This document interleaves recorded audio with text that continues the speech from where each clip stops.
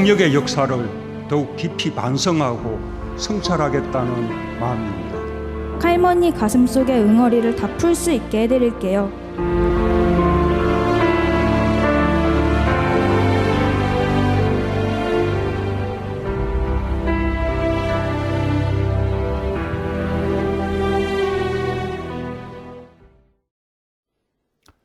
네, 시청자 여러분 안녕하십니까? 뉴스데스크 제주입니다.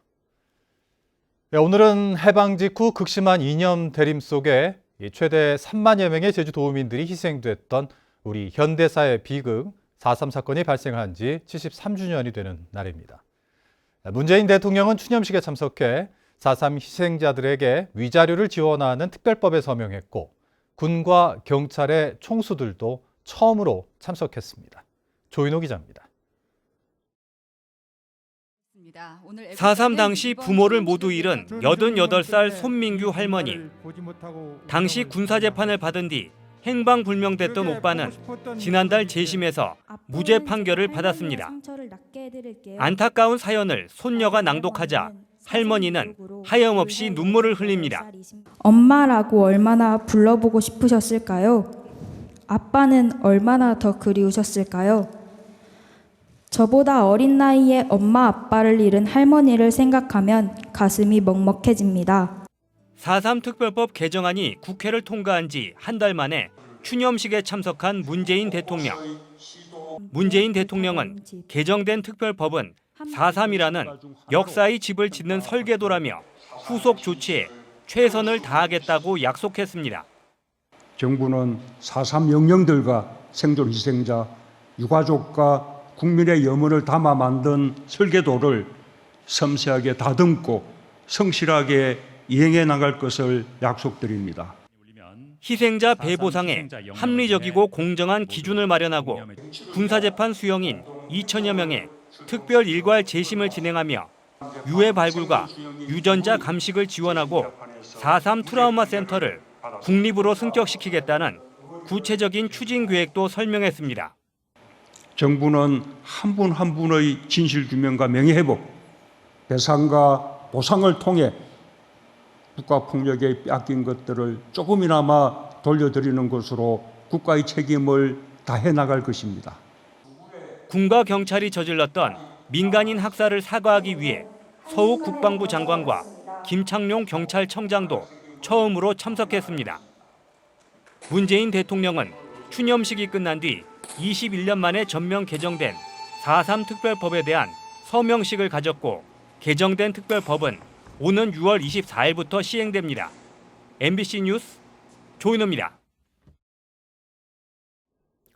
악천후로 9년 만에 실내에서 추념식이 개최되면서 식장 안에 함께 자리하지 못한 4.3 희생자 유족들은 행방불명인 묘역과 위패 봉안소에서 그리움을 달랬습니다.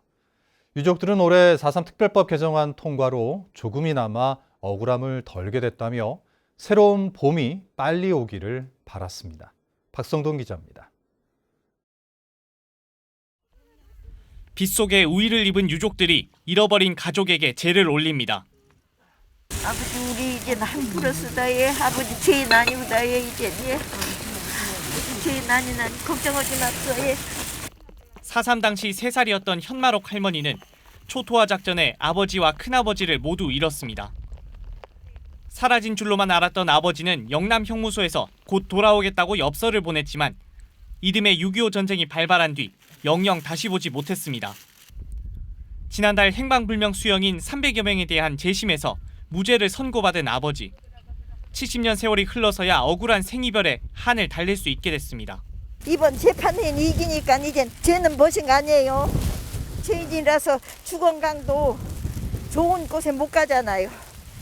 제주 농업고등학교 3학년 때 집으로 돌아오던 길에 군경에 끌려간 뒤 아직까지 억울한 누명을 벗지 못한 오빠. 4.3 특별법 개정으로 하루속히 일괄 재심이 진행돼 명예를 회복할 수 있기를 간절히 바랍니다. 또 우리 오빠뿐이 아니고 억울하게 이렇게 가신 분들을 다 명예회복 시켜줘야 돼. 해마다 찾아오는 위패 봉안실. 명예회복이 가까워졌다는 반가운 소식이 전해진 올해는 터져나오는 눈물에 후련한 마음도 앞섭니다. 모든 것이 다 제자리로 이제 알아줘가지고 이렇게 해주니까 그게 제일 고마운 거죠. 너무 좀 가슴 아픈 일이죠, 옛날에. 이제는 뭐 슬픔보다는 예, 이제는 이렇게 평화롭게 모든 것이 돼가지고 너무 좋습니다. 20년 만에 특별법 개정으로 4.3의 완전한 해결에 한 걸음 더 다가선 올해. 인고의 세월을 견뎌온 희생자와 유족들은 이제 4.3이 따뜻한 봄날이 되길 간곡히 희망했습니다. MBC 뉴스 박성동입니다. 오늘 4.3 추념식에는 각 정당 대표들도 참석해 4.3 영령들을 위해 추모했습니다. 여야 대표들은 4.3 특별법 개정안의 후속 조치가 필요하다는 데에 한 목소리를 냈지만 제주 제2공항 건설에 대해서는 입장이 달랐고 원희룡 지사는 청와대에 제2공항 정상 추진 건의문을 전달했습니다. 박주영 기자입니다. 21년 만에 4.3 특별법 전부 개정안이 통과된 뒤 열린 73주기 4.3 희생자 추념식. 코로나19로 인한 사회적 거리두기 방침에다 비바람에 9년 만에 실내에서 개최되면서 참석 인원이 70여 명으로 제한돼 정치계 인사들의 참석은 예년보다 적었습니다. 여야 대표들은 4.3 특별법 개정에 따른 후속 조치 추진에 한 목소리를 냈습니다. 법에 정해진 대로 후속 조치는 정부와 국회가 함께 협의하면서 차질 없이 진행되도록 그렇게 하겠습니다. 추가 진상조사라든지 그다음에 이 희생자 보상 문제라든지 이런 것들에 대해서 논의가 더 진전돼야 한다고 봅니다. 완전한 진상규명과 명예회복을 위해서 저희 정의당도 누구보다 앞장서서 함께 하겠다는 말씀을 드립니다. 하지만 제주 최대 현안인 제2공항 건설에 대해서는 각기 다른 반응을 보였습니다. 더불어민주당은 진행 중인 절차 결과를 지켜보고 결정하겠다고 한 반면 국민의힘은 답변을 회피했고 정의당은 반대 입장을 분명히 했습니다. 전략 환경영향평가가 진행 중이니 그 결과를 보고 또 우리 제주도민들의 뜻을 받들어서 정부와 협의하도록 하겠습니다. 오늘 이 추모 현장에서 그 현안을 언급하는 것은 적절하지 않은 것 같아서 다음 기회에 우리 도당이든 중앙당에서 입장을 내는 걸로 하고 여기서는 제가 언급을 하지 않는 것이 좋겠습니다. 제2공항을 가덕도 신공항과 함께 계속 반대하는 입장입니다. 제2공항 문제가 다수 우리 제주도민들의 뜻대로 갈등 없이 해결되는 것이 또 제주도민들의 마음을 위로하는 길이다 이렇게 생각을 합니다. 한편 원희룡 도지사는 추념식 현장에서 문재인 대통령에게 제주 제2공항 정상 추진 건의문을 전달하겠다고 말하고 공문을 청와대에 발송했습니다. MBC 뉴스 박주연입니다. 한편 제73주년 제주 4.3 희생자 추념식이 봉행된 제주 4.3 평화교육센터 일대에서는 제주 제2공항 찬반단체가 맞불 시위를 벌였습니다. 추념식장으로 가는 제주시 애조로와 명림로 일대에서 제2공항 찬성단체는 제2공항 건설 공약을 이행해달라는 현수막을 내걸어 가두 시위에 나섰고 제2공항 반대단체도 여론조사에서 도민 반대의 뜻이 확인된 제2공항 건설 계획을 백지화하라며 홍보전을 펼쳤습니다. 제주 4.3 73주년을 맞아 서울에서도 추념식이 열렸습니다.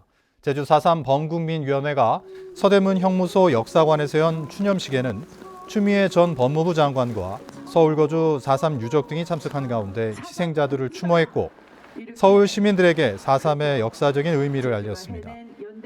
서울 성북구민회관에서도 추미애 전 장관이 4.3 특별법 제정과 수영인 명부 공개 과정을 설명하는 4.3 73주년 기념 토크 콘서트가 열렸습니다.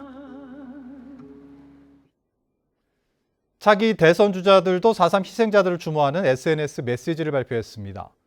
이낙연 더불어민주당 상임선대위원장은 페이스북에서 4.3 특별법 개정으로 완전한 해결로 가는 제도의 틀을 만들었다며 평화와 인권, 화해와 상생의 싹이 열매를 맺도록 4.3의 정신을 지키고 가꾸겠다고 밝혔습니다.